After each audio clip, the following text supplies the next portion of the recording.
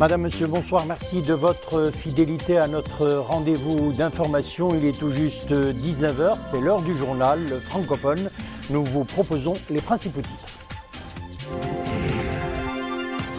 La province d'El Hoceima connaît la réalisation de multiples projets agricoles, canaux d'irrigation, plantation d'arbres fruitiers, renforcement de la filière laitière. Projet au cœur de visites de terrain et de réunions avec tous les acteurs concernés.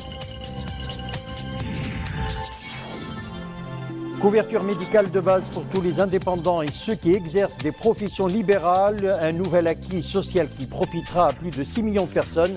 La gestion de ce régime est confiée à la CNSS. Et puis on prendra la direction d'Essaouira, 20e bougie pour le festival Gnawa et Musique du Monde. Il s'est ouvert hier par une belle parade à travers les ruelles de la cité des Alizés avec la participation des grands Ma'allem Gnawa et de talents musiciens internationaux. Et de talentueux musiciens internationaux. Nous entamons l'édition par ce message de félicitations adressé par Sa Majesté le roi Mohamed VI, un message adressé au président de la République démocratique du Congo, M. Joseph Kabila, à l'occasion de la fête de l'indépendance de son pays.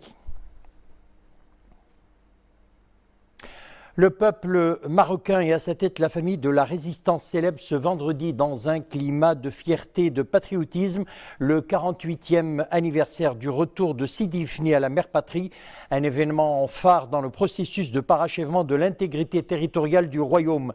En effet, les valeureux membres des tribus Eit Ba'amran avaient administré à cette occasion une preuve vivante de bravoure, de nationalisme et de lutte contre le colonialisme, signant ainsi une page glorieuse de l'histoire du Maroc. Cet événement offre ainsi une occasion pour se remémorer l'histoire de la résistance nationale menée pour l'affranchissement de la patrie du joug du colonialisme et le recouvrement de son indépendance. En 1963, le regretté souverain Sa Majesté Hassan II avait saisi l'occasion d'une escale à Madrid pour rappeler au chef de l'État espagnol de l'époque que le Maroc entendait en toute légitimité reprendre l'enclave d'Ifni sous sa souveraineté. Après d'intenses négociations engagées sous l'égide du Comité des Nations Unies pour la décolonisation, le Royaume est parvenu à faire valoir son droit naturel et légitime à la récupération de cette partie intégrante de son territoire. Les couleurs nationales furent hissées le 30 juin 1969 dans le ciel de Sidi Ifni, à la grande joie du peuple marocain tout entier.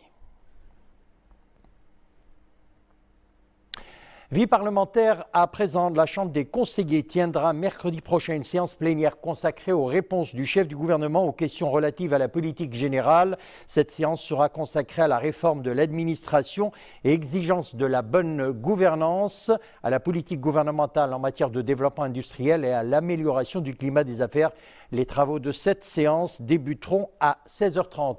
Et puis sachez également que les deux chambres du Parlement tiendront mardi prochain une séance plénière commune consacrée à l'audition de l'exposé du premier président de la Cour des comptes relatif aux activités de la Cour au titre de l'année 2015. Cette séance qui se tient conformément aux dispositions de l'article 148 de la Constitution débutera à 18h30.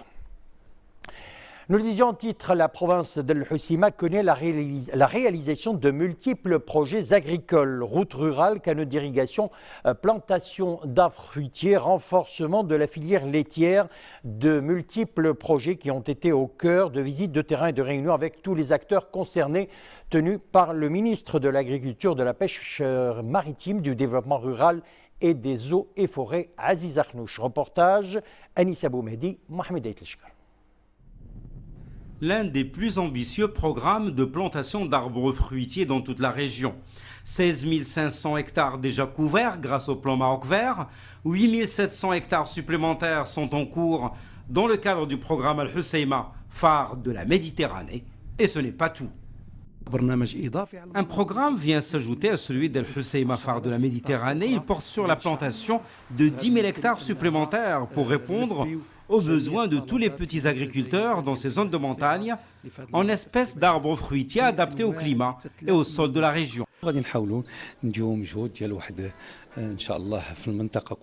Nous allons réaliser sur 4 ans ces 10 000 hectares supplémentaires en réponse aux demandes des agriculteurs pour qui les arbres fruitiers sont source de valeur ajoutée.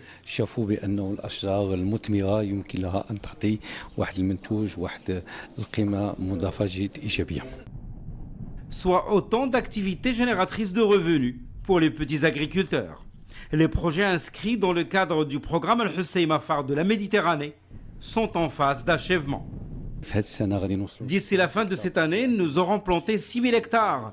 Le projet dans son ensemble sera achevé, soit les 8 700 hectares, d'ici fin 2018. Parallèlement à ces projets, la province connaît la réalisation d'une centaine de kilomètres de routes en vue de faciliter la commercialisation et la valorisation des produits agricoles, en plus de plusieurs projets d'irrigation ou encore d'immatriculation du foncier. Le projet d'immatriculation et de production de titres fonciers a déjà commencé, il se poursuivra jusqu'en 2021.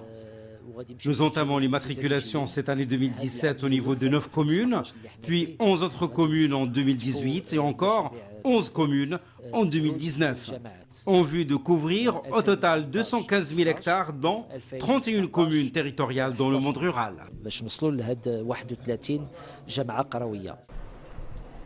Et à Emzouren, une nouvelle unité d'usinage de lait est en construction. Lancé en 2016 pour un investissement global de 37,5 millions de dirhams, le projet porte sur la construction et l'équipement d'une usine d'une capacité de 20 tonnes par jour. Une usine qui permettra de traiter jusqu'à 6,5 millions de litres de lait par an et donc d'augmenter les revenus des éleveurs. Le ministère de la Justice a fait part de sa satisfaction de l'interaction positive des autorités néerlandaises vis-à-vis de la demande d'arrestation du dénommé Saïd Chaou, formulée par les autorités judiciaires compétentes du Maroc. La demande d'arrestation du dénommé Saïd Chaou s'est faite dans le cadre des procédures en vigueur et conformément au mécanisme de coopération internationale, poursuit le communiqué.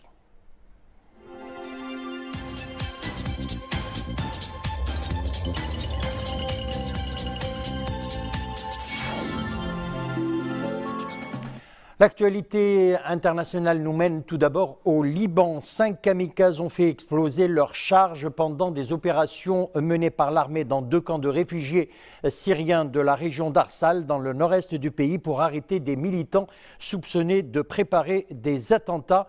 Les 4 autres kamikazes se sont fait exploser sans faire de victimes. Et puis en Irak, l'assaut est lancé contre le dernier réduit du groupe terroriste autoproclamé État islamique à Mossoul après la reprise de la grande mosquée Nouri. Des colonnes de fumée noire s'élevaient au-dessus du secteur pilonné par l'artillerie irakienne dont les tirs sont ajustés par des drones et des avions de la coalition internationale. 200 à 300 combattants terroristes se trouvent donc encore dans la vieille ville de Mossoul. L'Irak proclamera dans les prochains jours sa victoire face au groupe terroriste, a annoncé le commandant. Nous assistons à la fin du faux État de Daesh, a pour sa part déclaré le Premier ministre irakien. Dossier immigration, une soixantaine de migrants sont portés disparus en Méditerranée après le naufrage de leur embarcation de fortune au large de la Libye. L'embarcation, un canot pneumatique, transportait entre 140 et 150 personnes. Seules 80 d'entre elles ont pu être sauvées. Les survivants ont été transportés à bord d'un navire militaire dans le cadre de l'opération Sophia, destinée à lutter contre les trafiquants d'êtres humains. Ils ont été débarqués dans le port italien de Bredinski.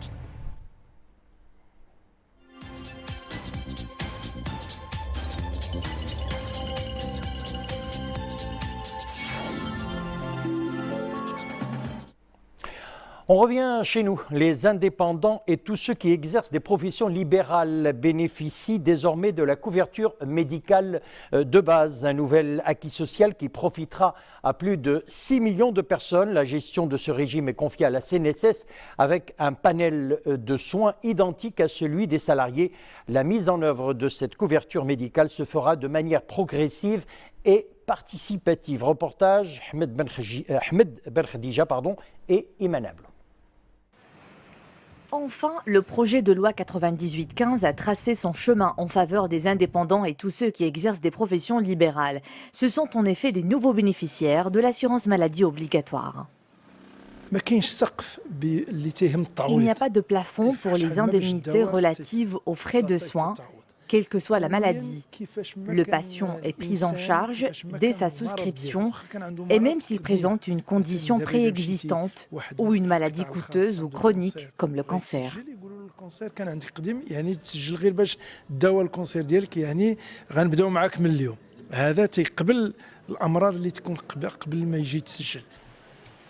Et cette couverture médicale des indépendants revêt un caractère obligatoire et coercitif par la force de la loi. Le panier des soins que couvre ce régime est identique à celui des salariés. J'ignorais complètement l'existence d'une telle loi. J'espère qu'elle s'appliquera au plus vite. Les artisans travaillent dans des conditions éprouvantes. Nous faisons face à des risques quotidiens de par la nature des tâches exécutées sans la moindre protection. Nous demandons au gouvernement à ce qu'il y ait un cadre réglementaire qui touche toutes les organisations professionnelles afin de faire bénéficier tout le monde. Nous espérons que cette nouveauté sera succédée par d'autres avantages, notamment pour ce qui est du régime des retraites, pour lever toute injustice sur les conducteurs professionnels qui se chiffrent à 350 000 à travers le Maroc. Cette couverture médicale sera mise en œuvre de manière progressive et participative. Sa gestion sera déléguée à la Caisse nationale de sécurité sociale. Les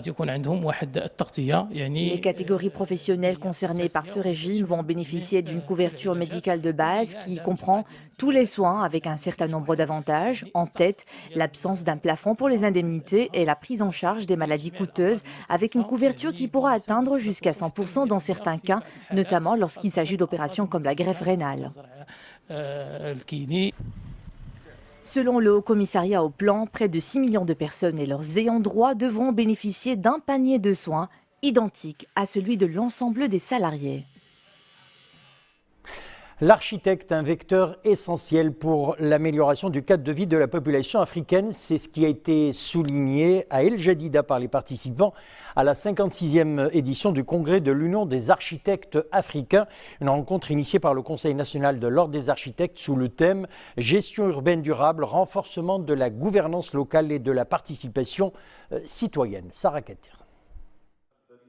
Le campus des penseurs urbains qui se tient à El Jadida, organisé par l'ONU, a pour objectif de partager des approches et stratégies participatives pour améliorer la participation dans le processus de prise de décision et de planification collaborative avec les villes. C'est la 56e session de l'Union africaine des architectes, accompagnée en parallèle avec les penseurs, le campus des penseurs urbains, organisé par l'ONU, organisation qui suit et qui donne les recommandations à travers le monde de ce que doivent faire les communes pour la gestion de leur ville, les recommandations au niveau en urbanisme, au niveau de l'architecture, au niveau de la qualité de vie. Parallèlement à ce campus, les experts urbains de 40 pays africains ont aussi l'occasion d'échanger des expériences et de transférer des savoirs en urbanisation et en intelligence sociale d'une ville à une autre.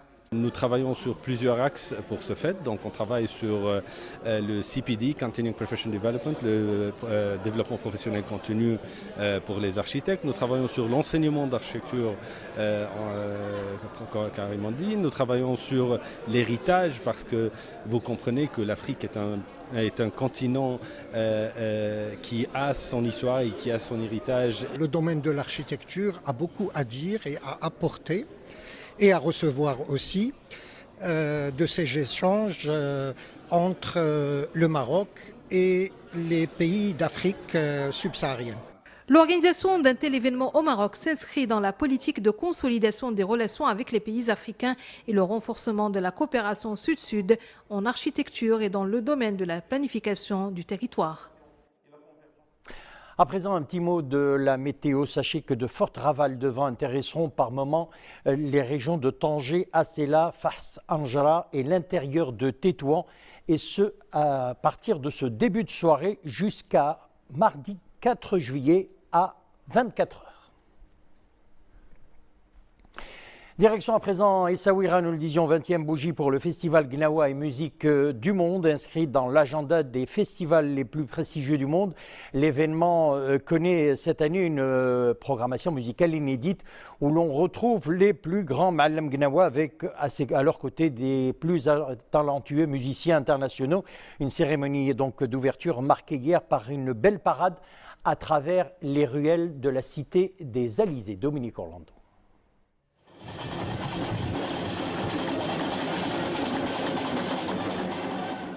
Comment ne pas entamer cette édition anniversaire du Festival des musiques Gnawa d'Essaouira par cette gigantesque parade à travers toute la cité, ce qui représente pour les organisateurs et les artistes Marlem un tout premier geste de gratitude adressé aux habitants de la ville et plus largement au public du festival sans lesquels ce 20e anniversaire n'aurait pu avoir lieu. Car au-delà de l'extraordinaire réhabilitation du patrimoine musical Gnawa que permet la si bien nommée Cité des Alizés, il est aussi et depuis le départ la preuve vivante de ce souffle de liberté réclamé et incarné par des milliers de jeunes Marocains arrivés littéralement de toutes parts.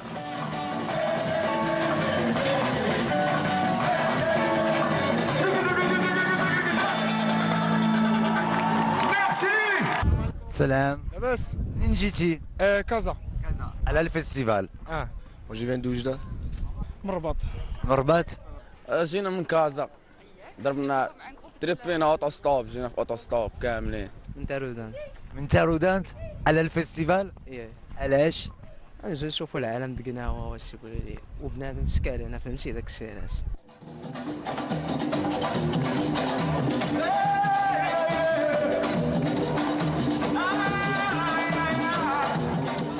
Effectivement, être présent à Essaouira durant ce festival, c'est avoir la possibilité de côtoyer tant d'individualités à la fois originales et attachantes qui ont en partage l'envie de démontrer que toutes les alliances sont ici permises. Elles sont d'ordre humain et artistique, à l'image de cette fusion plus que réussie entre le Brésilien Carlinhos Brown et les deux frères Marlem Kouyou.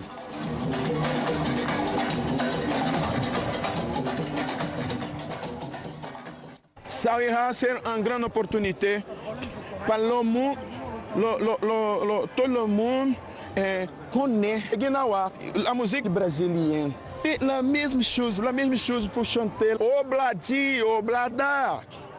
Isso é Gnawa, Obladi, Oblada, Beatles, Gnawa, Obladi, Obladi, Obladi, Obladi, Obladi, Oblada, Obladi, Obladi. La sonorité, tout le monde s'intéresse parce que c'est la sonorité de le ventre, c'est la sonorité de l'amour, c'est la sonorité de la paix. Isso é la morceau de Gnawa.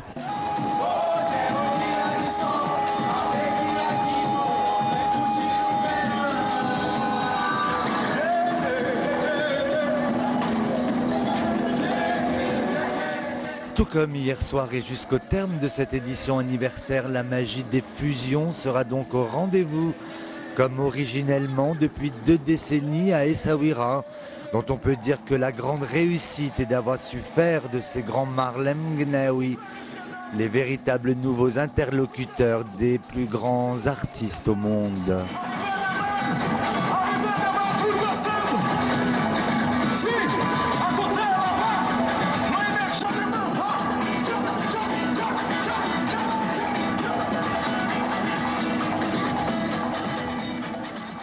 Voilà la cité du vent qui souffle de belle manière sa 20e bougie.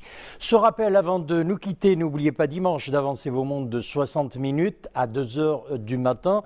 L'heure légale passera à GMT plus 1 dimanche 2 juillet. C'est ce qu'annonce le ministère de la Réforme de l'Administration et de la Fonction publique. Voilà, merci de nous avoir suivis. C'est la fin de cette édition. Retour de l'info sur Lula 21h. Une excellente soirée et à demain.